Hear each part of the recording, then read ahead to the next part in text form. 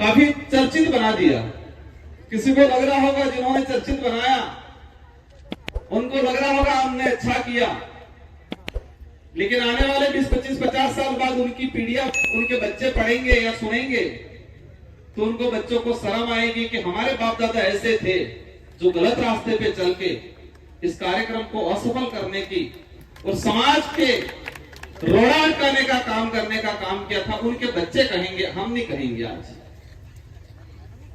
हमारा कार्यक्रम का मुख्य टाइटल जो उद्देश्य था, विश्व आदिवासी अधिकार दिवस। 13 सितंबर 2007 को यूएनओ ने विश्व आदिवासी अधिकार दिवस घोषित किया। और वह विश्व आदिवासी अधिकार दिवस इसलिए घोषित किया, एक बात हमको समझनी पड़ेगी, इस भारत देश के अंदर विश्व आदिवासी दिवस है और राज्य सरकार ने इसका राजकीय अवकाश घोषित किया 2020 के अंदर। वो आप लोगों की बदौलत थी कि हम 2 विधायक चुन के गए और गहलोत जी की सरकार थी और हमने कहा इसको घोषित करो और घोषित करना पड़ा। तो इस देश के अंदर विश्व आदिवासी दिवस मनाया जाता है और एक विश्व अधिकार दिवस मनाया जाता है आदिवासियों के लिए। तो इस देश के अंदर हर समाज रहता है, हर धर्म का व्यक्ति रहता है और इस देश के अंदर हर समाज एक दूसरे समाज को मान सम्मान देता है। ये बात अलग है कि कुछ लोग जातिवादी जहर से प्रभावित होते हैं, जिनकी मानसिकता जातिवादी जहर से पोषित होती है। वो लोग जरूर एक इंसान को इंसान नहीं समझ के जातिवादी आधार पर नफरत करते, वो बात अलग है। लेकिन अधिकतर संख्या में इस देश में हर समाज एक दूसरे समाज को सम्मान पूर्वक देखता है। लेकिन कुछ अपवाद जो जातिवादी जहर से प्रभावित होकर उनकी मानसिकता प्रभावित होती है, पोषित होती है और पोषित होने के बाद वो इंसान से नफरत करते हैं। तो इस देश में सिर्फ विश्व आदिवासी दिवस क्यों मनाया जा रहा है और आदिवासी अधिकार दिवस ही क्यों घोषित किया यूएनओ ने? ब्राह्मण दिवस भी करना चाहिए था, जैन दिवस भी करना चाहिए था, मुस्लिम दिवस भी करना चाहिए था। यूएनओ को विश्व हिंदू दिवस के नाम से भी घोषणा करना चाहिए था, किसी अन्य धर्म के नाम से भी घोषणा करना चाहिए था। लेकिन किया है क्या?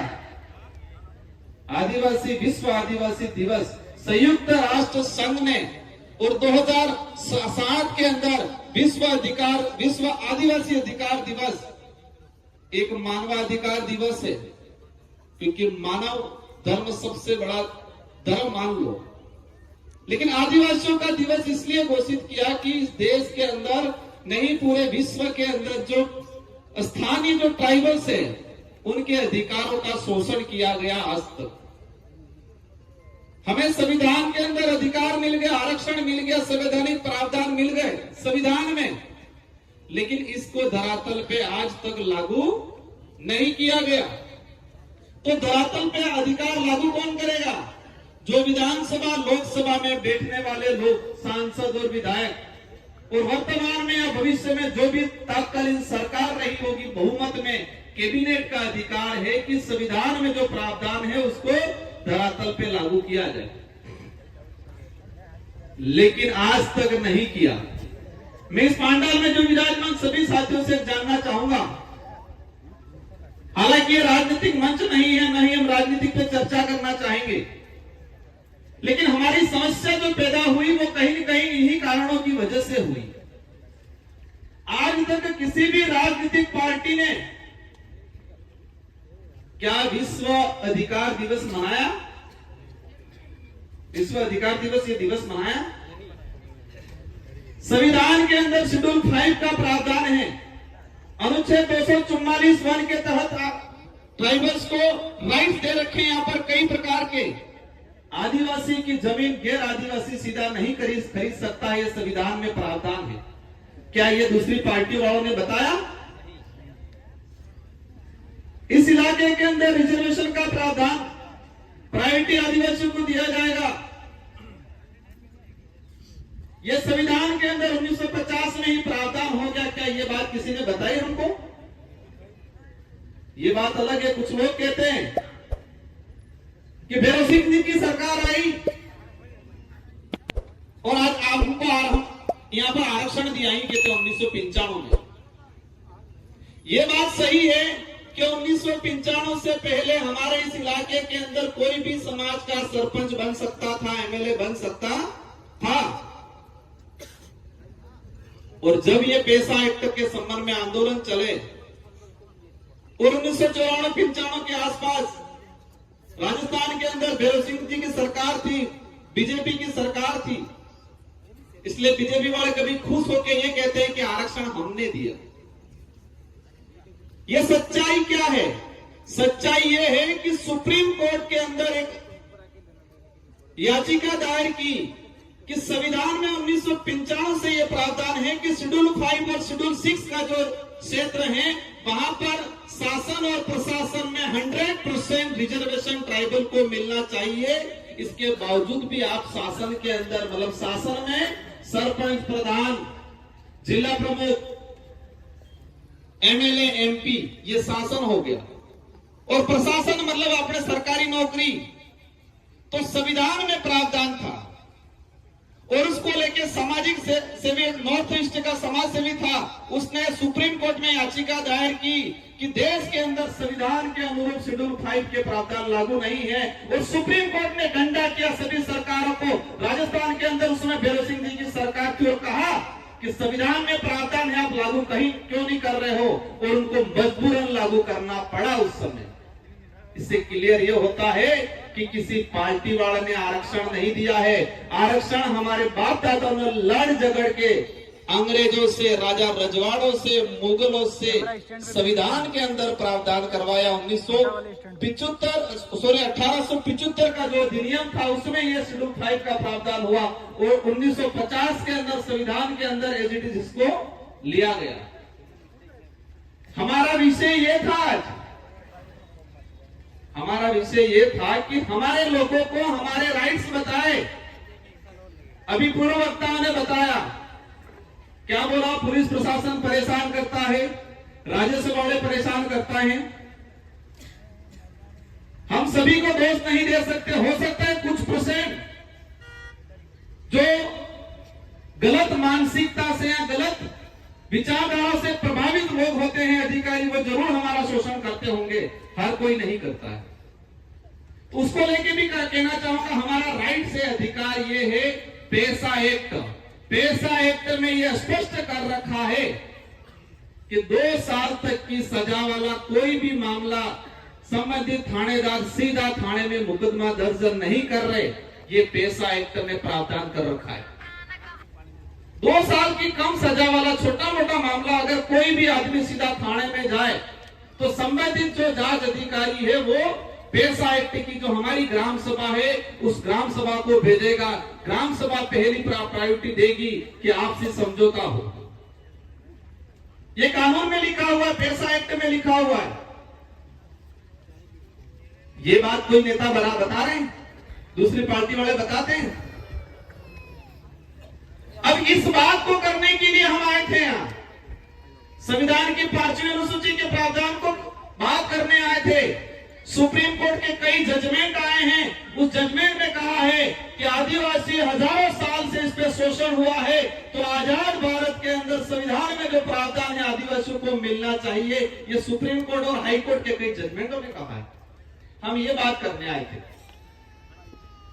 लेकिन बात को इस मुद्दे को भटकाने के उद्देश्य से ये पहली बार नहीं हो रहा है और हमें भी पता था ये चीजें आएगी, हमारे अड़चन, हमारा विरोध भी होगा, हमें गालियां भी देंगे, हमारे साथ धक्का मुक्की करने भी आएंगे भविष्य में, क्योंकि कुछ लोगों को मानसिक रूप से गुलाम बना रखा है।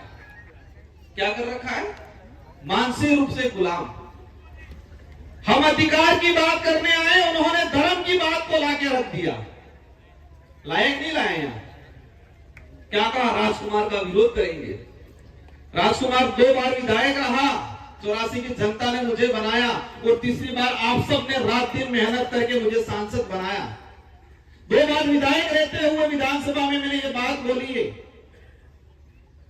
ऐतिहासिक आधार पे ये स्पष्ट है कि आदिवासी समुदाय की परंपरा, धार्मिक व्यवस्था किसी भी धर्म से मेल नहीं खाती। संवैधानिक प्रावधानों से यह स्पष्ट है कि आदिवासी समुदाय धर्म पूर्वी है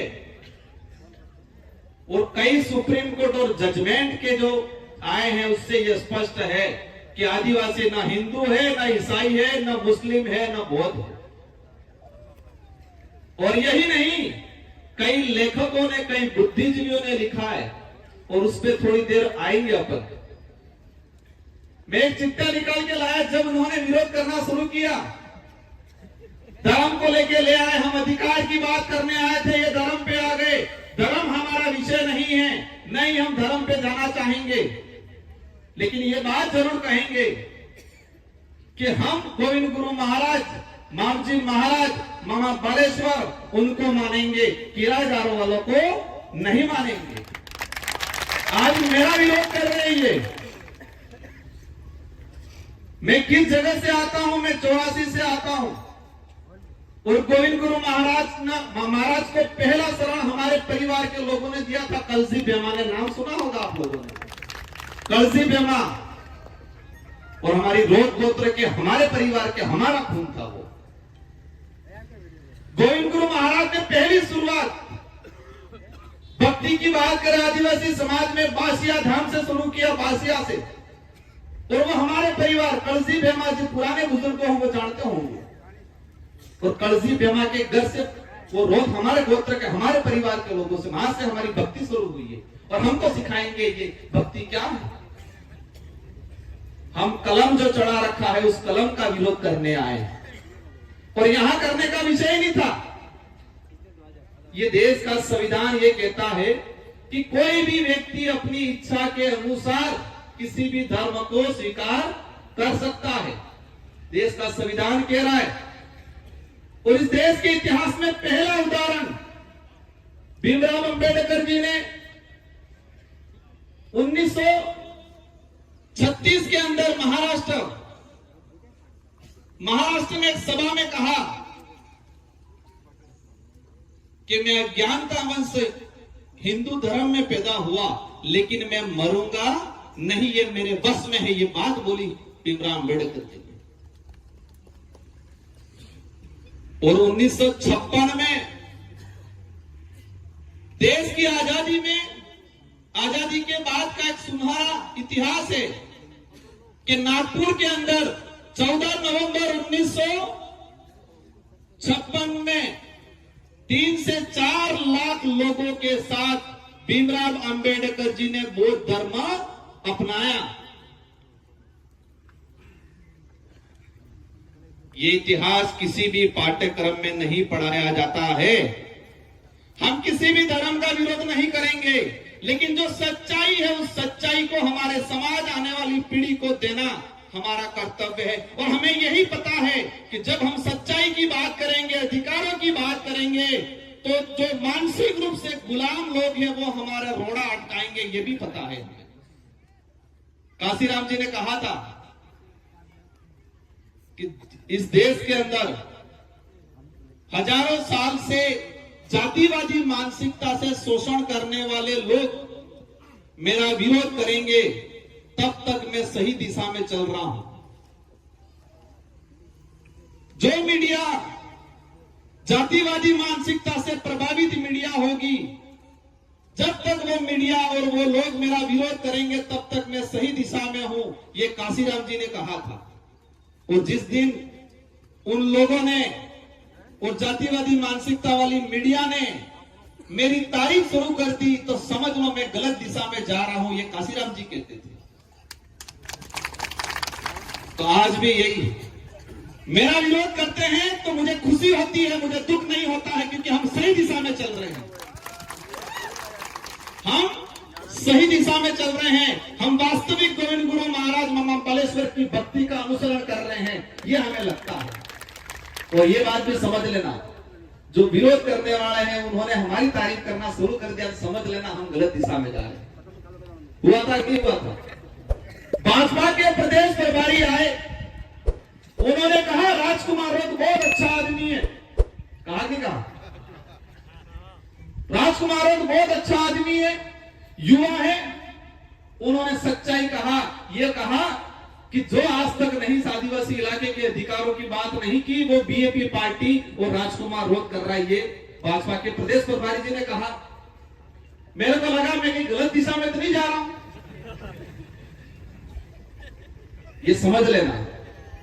मैंने कहा हो सकता है हम गलत दिशा में जा रहे हो, वो तारीफ तो नहीं करूंगा, वो गुप्त बात है, उस बात को नहीं बताऊंगा। और हमने कह दिया हम सही रास्ते चलेंगे और वापस जाते वक्त बोल के राजकुमार बहुत खराब है। तो मेरे को तसल्ली हुई। उन्होंने तारीफ की तो मुझे तकलीफ हुई। उन्होंने वापस जाते वक्त कहा राजकुमार खराब है, तो मुझे अच्छा लगा क्योंकि हम सही दिशा में जा रहे हैं। ये बात ध्यान रखना, ये लड़ाई नेता बनने की नहीं है, ये लड़ाई सिर्फ नाम कमाने की नहीं है, ये लड़ाई वास्तविकता को आगे ले जाने की, हमारे अधिकारों को लड़ने की, संविधान को धरातल पर लाने की आपा वाली पीढ़ी ने सुनहरा अवसर आलवानी लड़ाई है। गोविंद गुरु महाराज कही के था उसने निस करो, निसने ओस करो, ये हमारी भक्ति है। मैं कई उदाहरण लेके आया हूं, समय काफी हो गया है। एनसीईआरटी इस देश के अंदर पाठ्यक्रम चलता है, उसका पाठ्यक्रम तैयार करता है एनसीईआरटी। और एनसीईआरटी की एक किताब थी 12वीं क्लास में सामाजिक विज्ञान की। इस किताब में यह पढ़ाया जाता था, क्योंकि ये बात इसलिए बता रहा हूं मैं आज कि भाजपा के लोगों ने, इन लोगों ने बिरसा मुंडा युवा शक्ति के नाम से ये कार्यक्रम कर रहे, नहीं कर रहे,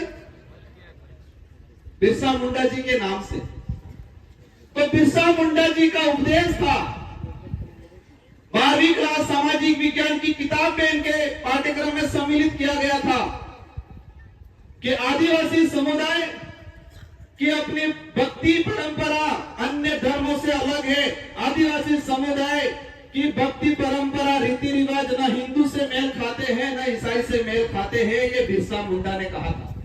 इस बिरसा मुंडा जी को आगे करके ये लोग घूम रहे हैं। लेकिन उन्होंने क्या किया, 2024 के अंदर वो पाठ्यक्रम पहले से चला आ रहा था और 2024 के अंदर उस पाठ्यक्रम को बदल के क्या लिखा, बिरसा मुंडा जी हिंदू धर्म की पालना करने के लेके के गए, ये लिखा। लेकिन वो पाठ्यक्रम जो पहले चल रहा था, वो इतिहास हमारे पास है। हम हिंदू धर्म का भी विरोध नहीं कर रहे हैं, लेकिन ये सच्चाई है कि आदिवासी ना हिंदू है ना ईसाई है, तो बोलेंगे। बिरसा मुंडा जी को आगे किया और बिरसा मुंडा जल जंगल जमीन को लिए लड़ते थे और बिरसा मुंडा जी को आगे करके ये लोग हमारी जल जंगल जमीन हड़पने का काम कर रहे हैं। बिरसा मुंडा प्रकृति पूजक थे, जोहार उनका उद्बोधन था, और बिरसा मुंडा जी को आगे करके जोहार का विरोध कर रहे हैं आज ये लोग।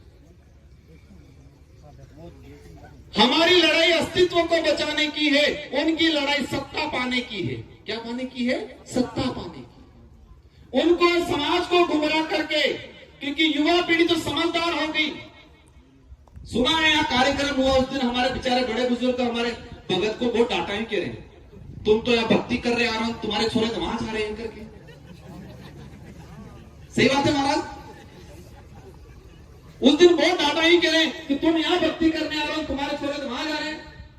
हमने बच्चों को क्यों पढ़ाया? हर माँ बाप ये कहता है कि मार सुनो पड़ी गणी ने जागरूक था એટલે ભણાવવા આપણે। तो हमारे बच्चों को पढ़ाया इसलिए कि हमारा बच्चा पढ़ लिख के जागरूक होगा, अपने अधिकार को समझेगा, इसलिए पढ़ाया आपने। अब बच्चा पढ़ लिख के जागरूक हुआ, उसके अधिकार को समझने लग गया, अपने इतिहास को समझने लग गया, और बच्चा उनकी तरफ जाएगा। बच्चा तो अपने काम की ओर ही जाएगा, जो सही लगा उस पर जाएगा। बस कहेगा सुनो बगड़ी की कहीं क्यों गए। बातें अनेक हैं, उनकी जो बात थी उसी बात